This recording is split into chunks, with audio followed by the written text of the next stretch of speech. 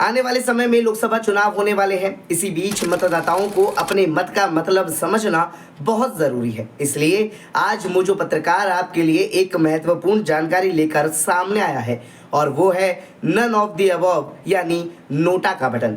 Electronic voting machine में NOTA का button बहुत ही महत्वपूर्ण स्थान रखता है। आज हम आपको इस वीडियो में बताएंगे कि आखिर ये कितना दमदार है और इस नोटा के बटन की शुरुआत कब हुई थी। लेकिन इससे पहले आप हमारी इस वीडियो को लाइक कर लीजिए, शेयर कर दीजिए, सब्सक्राइब कर दीजिए हमारे चैनल मोजो पत्रकार को, जिससे आपको और भी नोटिफिकेशन टाइम टू टाइम मिलती रहे। नमस्कार, स्वागत है आपका मोजो पत्रकार में। मैं हूं आपके साथ उद्देश्य मंगल।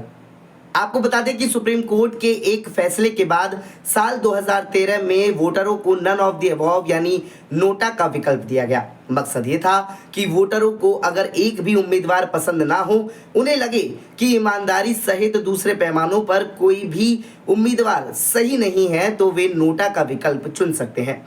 2013 से हुए विधानसभा चुनाव और लोकसभा चुनावों में नोटा के खाते में काफी वोट गए। कुछ चुनावी क्षेत्रों में तो NOTA vote runner up candidate के बाद तीसरे नंबर पर रहे और कुछ दलों को मिले कुल वोटों से भी अधिक रहे। बता दें कि इलेक्शन कमीशन ने वोटरों को नोटा विकल्प देने का फैसला अक्टूबर 2013 में किया था। इससे पहले वोटरों के पास 49O यानी 49O फॉर्म भरकर किसी को वोट न देने का विकल्प था। दिल्ली, छत्तीसगढ़, मिजोरम, राजस्थान और मध्य प्रदेश के 2013 असेंबली इलेक्शन में नोटा विकल्प मिला। बता दें कि सितंबर 2015 में चुनाव आयोग ने नोटा के लिए ईवीएम में स्पेशल सिंबल बना दिया। ये विकल्प देने के पीछे एक बड़ा मकसद पार्टियों पर साफ सुथरे प्रत्याशी उतारने का दबाव बनाना था। दूसरा बड़ा मकसद था अधिक से अधिक वोटरों को मतदान के लिए प्रेरित करना। इसी के साथ वोटर टर्नआउट कुछ बढ़ा, लेकिन इसमें नोटा का कोई बड़ा रोल सामने नहीं आया। बता दें कि साफ सुथरी प्रत्याशी उतारने की जो मकसद थी वो तो पूरी तरह से विफल हो चुकी थी।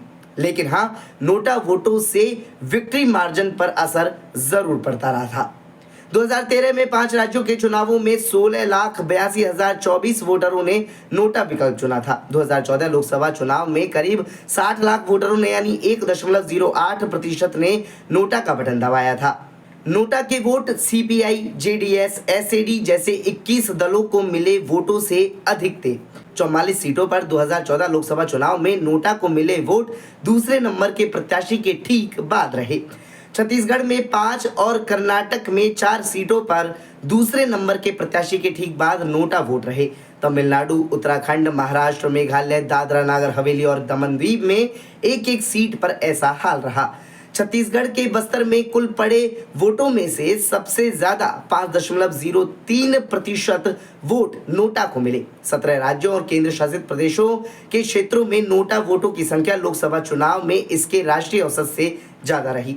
बता दें कि मध्य प्रदेश, गुजरात, राजस्थान और कर्नाटक में 34 सीटों पर बीजेपी कांग्रेस के बाद नोटा वोट रहे।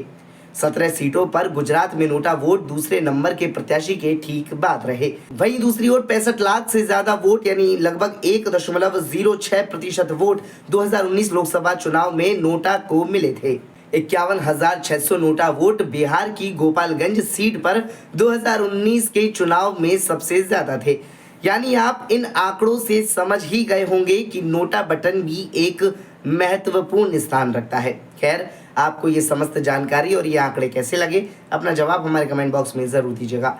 बने रहिए मोजो पत्रकार के साथ। नमस्कार।